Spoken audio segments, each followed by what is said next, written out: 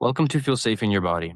I'm Victor Goenka. My guest today is Dr. Adam, an educator, a leadership consultant, a keynote speaker, and a same race Black adoptee whose work centers young men of color from foster care and adoption backgrounds. Here's what I want to get into with him. When you grow up in spaces that aren't always safe, your body gets good at reading the room, sensing the shift before it happens, knowing who's safe and who isn't. That radar keeps you safe as a kid, and it doesn't switch off when you're grown. He calls it sharp attunement. And today we talk about what that skill costs, what it gives, and how a person learns to feel safe when their whole system was built to stay alert. One arc, like always, where he started, what wired him, what turned it, and what safety feels like now. Let's go. Welcome, Dr. Adam. Hey, man, that's a great intro. Thank you. Appreciate it. Thank you for being here. You said it's only recently that you understood how much your nervous system was shaped by growing up in environments that weren't always safe. Let's start with the present, actually. What first made you stop and realize this pattern I have, it came from somewhere? Yeah. I think it's when I would have certain situations where they were high conflict, I guess just high conflict involved. And I felt it, physiologically. I felt it physically in my body that I wanted a different kind of response, but my body didn't feel like it was capable of doing a different response. And that kind of, took me back because I'm like, okay, how I used to respond to this maybe in the past, which I wasn't thinking about, is different than how my body's really wanting to do, now, but it just can't. And I have to figure out how I can help my body respond differently. That was like discovering that something you thought was just your personality was actually something your body actually learned, right, in the moment. Yeah, I would say that, like I said, it was an instant feeling and like I was aware, but I didn't know. Like I didn't have the knowledge yet. Like I just was, I guess, in those early moments paying attention and realizing, okay, this isn't natural for my body to respond this way just because it's had to respond this way. Something in that moment just told me maybe, and I really feel like the reason why is because I was growing or evolving or whatever that time period was, where that situation that was high conflict happened. But by that point in my journey, wherever that, that present moment is, I was thinking, I can't do that anymore. Like this isn't right. Yeah. And you describe your attunement as sharp. You read spaces, you sense things. I want to honor that as the skill it is. When did your body first learn that staying alert, reading the room was how you actually probably stayed safe? Yeah. Well, I've never been afraid to share, this part of my journey, but I did seek therapy for several years. And in conversations that I had with my therapist, we would just have this creative play on reframing certain situations or experiences that I had where, you know, my instinct was to downplay, the severity of it because I thought, well, it's not that bad. It's not really something that, is a reason to cause alarm or whatever. But, he helped me understand that, well, you're here for a reason. And I'm not saying you're here because, all these things are wrong with you and you should be looking at those experiences like, oh my God, that's horrible. But let's reframe the impact. Like it's a real impact. And you deserve to name that it had an impact. And you deserve to figure out why it had an impact and what you're going to do about it now. Hypervigilance and attunement as survival adaptation. A child in an unsafe space develops finely tuned threat detection system, right? Because it's protective. And that radar stays online long after scanning even the safe rooms. So it's a gift and at the same time it's a tax. Yeah. Yeah. And as you mentioned earlier, as an adoptee, I know a lot of adoptees that feel like this, that have that experience where we're really good at scanning the room. Like I've developed that skill. I've always had it, but I didn't know that that was a skill that I actually had until I started to, go on this journey and start talking about, the impact of what it's been like being an adoptee, my thoughts about being, a black man and my thoughts about just my own healing journey and my thoughts about just life and what I want differently that might, you know, contrast to what I knew, growing up. I didn't know that all those things that I'm talking about, I was developing a skill to, protect myself in certain situations that I did not know were going to be safe until I could see that there was actually safety there. And even if I saw that there was safety there, it's still one of those things where it's like, at the end of the day, I've really grown to appreciate how I can take care of myself wherever I am, whatever situation, whatever environment, doesn't matter. I believe that's really important for people to have as a skill, not because not because you just want to always go into spaces where you're like on high alert all the time. It's not that. It's just in case something goes sideways or in case somebody says something that might trigger you or you might get upset or whatever. You just feel really uncomfortable having that attunement, being aware of like what's happening in real time can help you. It really can.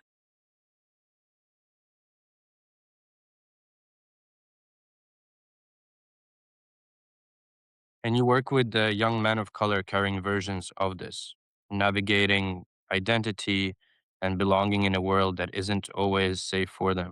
From the inside, what do you see their nervous systems doing? What does that constant alertness cost a young man over time? Hmm. Yeah, that's a good question. See, I see either two ways. I either see the high alertness and that sense of protection, self protection, or I see that, numbness and just zoning out and not really in dissociation. Right. And and yeah, those are the two directions I usually see when it comes to, a lot of us who feel invisible when it comes to what we're really going through. It's that internal experience that we have that does not align with the external visual that people have about us sometimes. We have a lot going on in here and here and here, but what you see may not match that. It probably doesn't for a lot of us because we were trained, we were conditioned to not disclose. We were conditioned to, be strong, perform, be successful, all these different types of things. And so I'm just trying to provide a different visual, a different narrative that feels more authentic to me. It may not be everybody else, but it's more authentic to me. And hopefully, young men can see, okay, I can connect and relate with that. That feels like me. Like that feels like truth. And feel confident in their, journey. And adoption sits under a lot of this, right? The deep question of where you belong and whether you're safe and wanted somewhere. Without going anywhere, we don't have to. How did being an adoptee shape your body's sense of belonging? Yeah. Going back, right? I was always described as a very like sociable and happy and, you know, caring, boy, somebody who just was very loving and all these kinds of things, which are true. They're true. However, I've realized that in this journey, that's what people who say that are that's them speaking from a place of what they're only comfortable with and seeing about me. They're not comfortable. Some people are not comfortable in seeing the fact that I've had, loss, I've had pain, I've had questions, I've had challenges about where I came from, you know, not having anybody who experienced what I experienced or had the same background as me, just being also a different kind of guy who, does think about emotions and feelings and thinks and all that kind of stuff. So a lot of that stems from realizing that people see what they want to see. And, for me now, I'm more just in tune with knowing exactly who I am, right? And letting that, be in itself instead of just being palatable for what people feel like they only want to see or feel like, okay, that's something that I can accept or that's something that, I understand.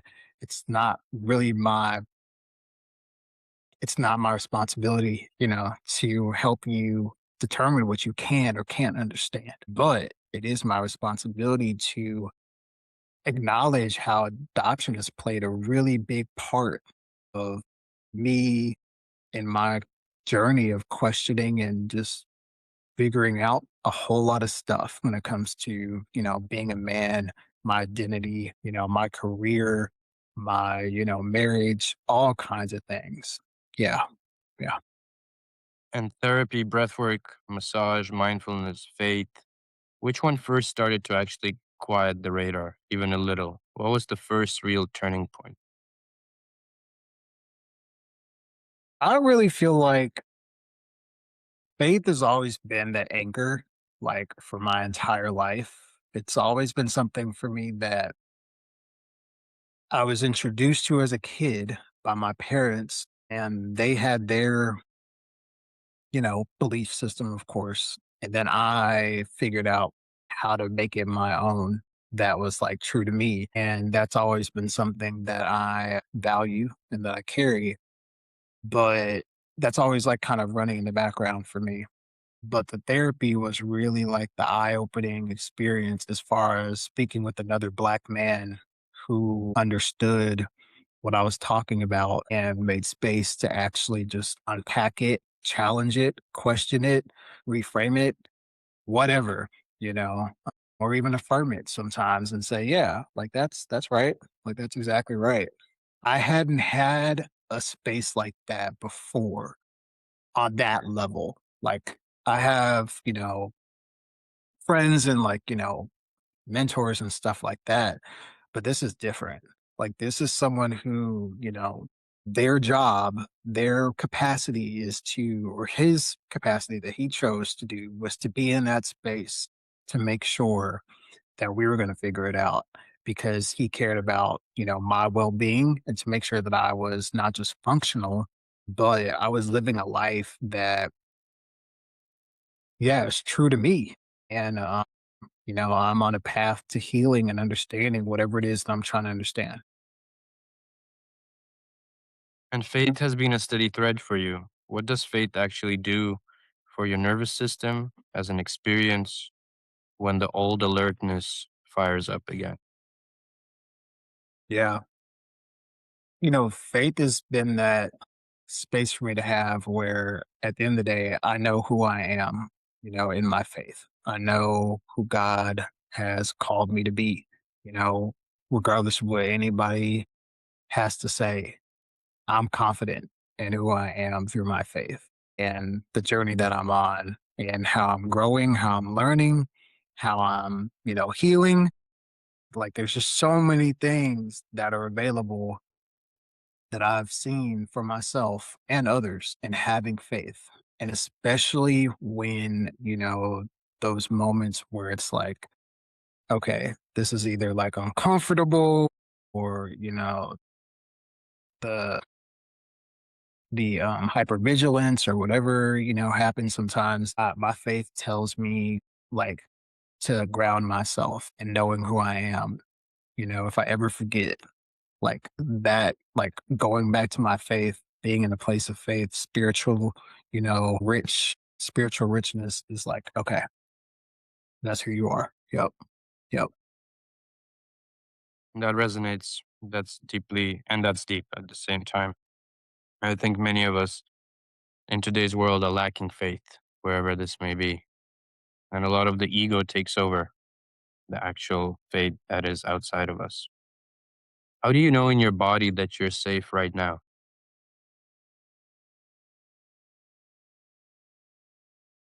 And this isn't even something that or maybe I've realized it. I don't know. Or maybe somebody's told me it just like as an observation.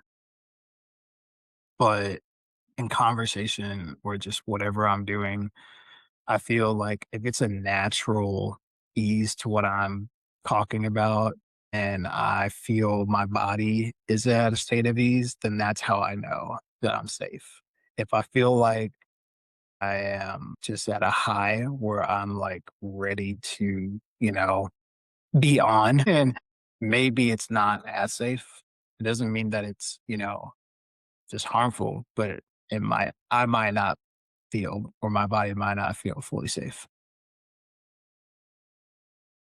And you said you've learned to be intentional about limiting your exposure to environments that actually trigger the old patterns. That's a real form of mastery, choosing your spaces on purpose. What does it feel like to protect your own system that deliberately, after years of not knowing, you could? Yeah. Well, like a lot of adults, as a kid, we're not given a lot of choices, right? At least from my generation and older. I couldn't really always say, I don't want to be here, or I don't want to stay here, or I don't want to speak to that person, or I don't want to talk to that person, or hang out with that person, or participate in, et cetera, or whatever, right? I didn't have a choice. But when I got older, I feel like it started out probably as rebellion in terms of realizing, wait, I don't have to go here. I don't have to do that. I don't have to talk to you. I don't have to pick up the phone. I don't have to respond to a text if I don't feel like it. That started off as a rebellion, but it became self care. It became, that mastery, like you're talking about, where I realized, do I have the capacity for this? Yes or no? Do I have an interest in this? Yes or no? Is it important or urgent for me to do this? Yes or no? And all those other questions that, many of us probably try to ask ourselves. And I just started to realize that something that I've seen before that I really resonate with is my presence is a gift. Okay. So wherever I go, it's not that I'm going somewhere that's special. Me and my presence also makes it special. And I don't say that with any arrogance. I say that as, I'm an active participant in where I'm going. And if I'm not, if I'm just there, I need to kind of question that, because why am I there? Am I just there because of obligation, responsibility, expectation? Okay.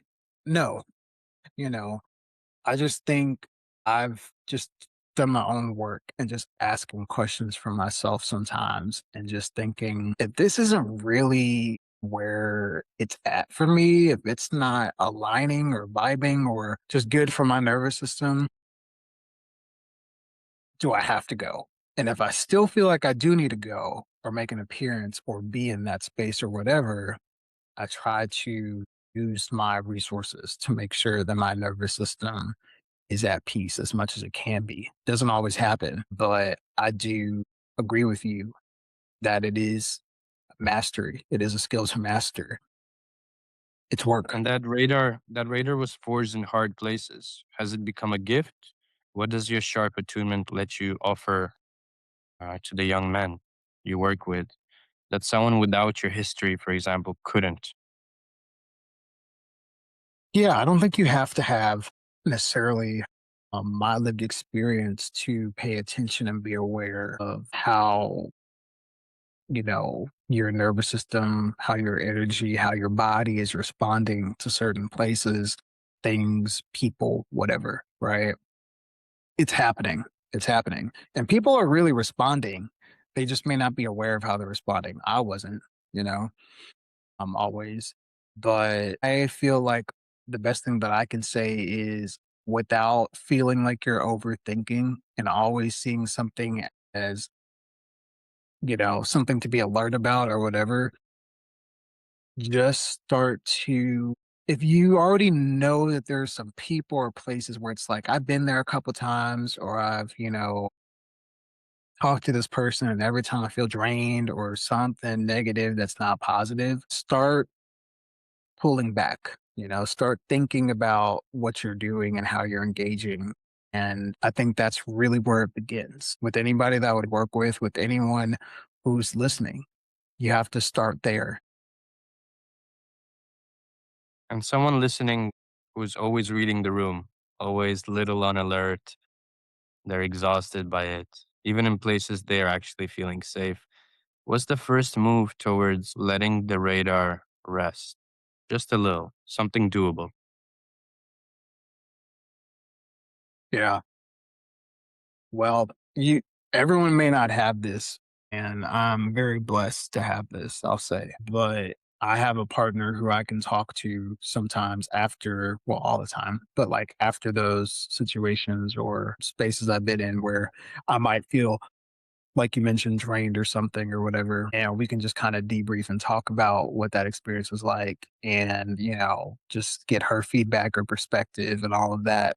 And sometimes that's all I need, right? Is just to talk about what it was. But if you don't necessarily have a partner or something like that, I do encourage you finding someone safe. I do feel like that's good to have someone safe, even if it's not someone in that moment who's there with you. Building a relationship with an individual who you feel like you can relate with, you have good rapport with, you have a good relationship with, or something, friendship, whatever, is really helpful in those situations because you may not respond in that moment where you're like, okay, my nervous system is good and I did everything I need to do and blah, blah, blah. You may have to move through the event or the day until you get back to your safe space and you can kind of download it. That's fine. That doesn't mean that you failed, but having somebody to talk to or some kind of space to just, or if you don't have someone to talk to, the other thing is writing. Maybe writing. Maybe are gifted or curious about speaking, something that allows that to exit your body.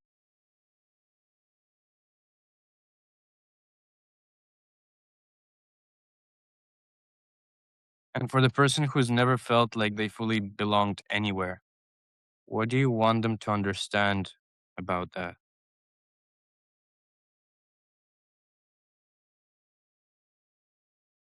Like I said before,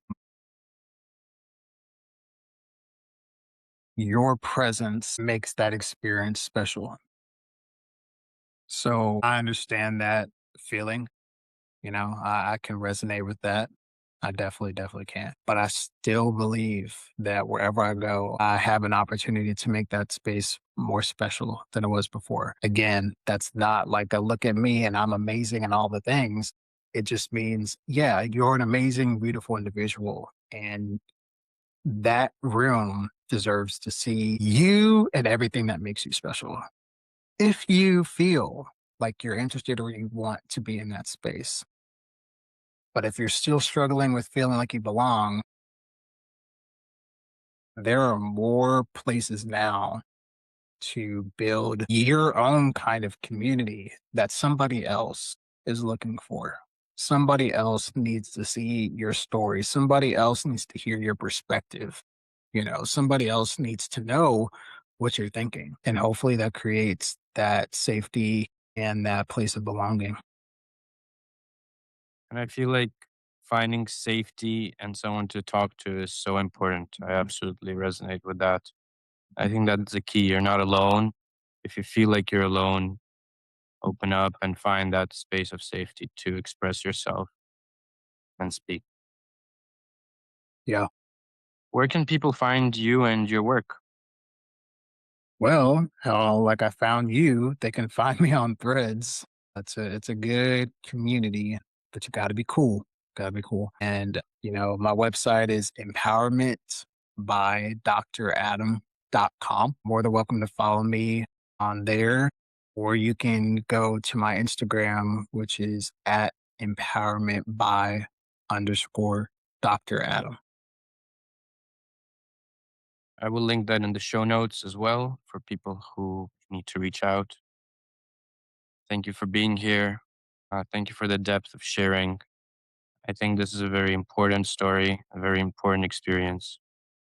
More than that, I feel like you have delivered a lot of authenticity and wisdom in terms of your own personal experience and how that experience can be bridged onto others who are going through something similar or not. I appreciate that, man. Thank you for having me. If your mind is loud and your body never quite settles, that's also the work I do inside BreathX Collective and one on one with a few people. Links are also in the show notes. This was Feel Safe in Your Body. I'm Victor Goenka. Thanks for listening and thanks for being here.